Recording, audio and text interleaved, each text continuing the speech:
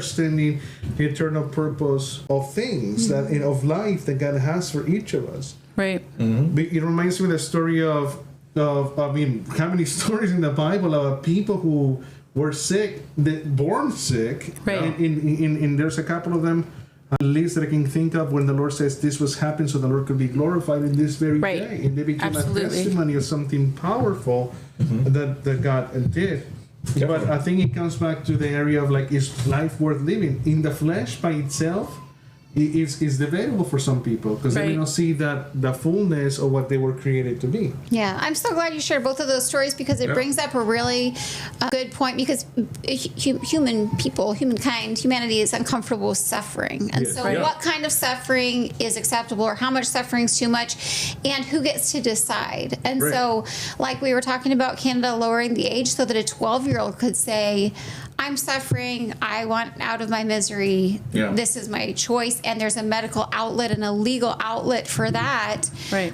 And then really the perspective of a 12-year-old, like, they don't have a life perspective. That's they're going to make a short-sighted decision. But so many people, even with the perspective of 30 or 40 or 60 years, our perspective is so short, like you said.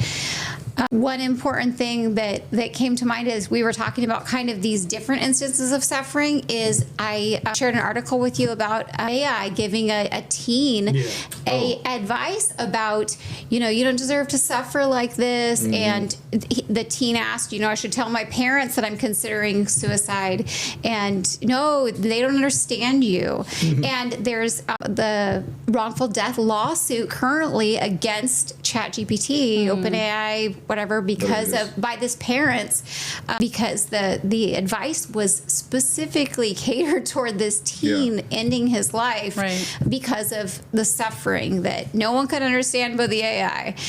And that's just not the case. And so people go through legitimate physical suffering with illness, but from our perspective, and everyone is coming from their own perspective, it would be short-sighted to say this suffering I get to choose and say I want to die now, I want to check out. That's a hard. I would say if you feel that aspect of I just want to check out, I want to give up on my life, I would say give your life to Jesus. Surrender to Him. Say, I hate my life. Good. I mean, I hate that you feel that way, but reality is there's one who makes all things new, and His name is Jesus Christ. As we're talking about this topic of depression,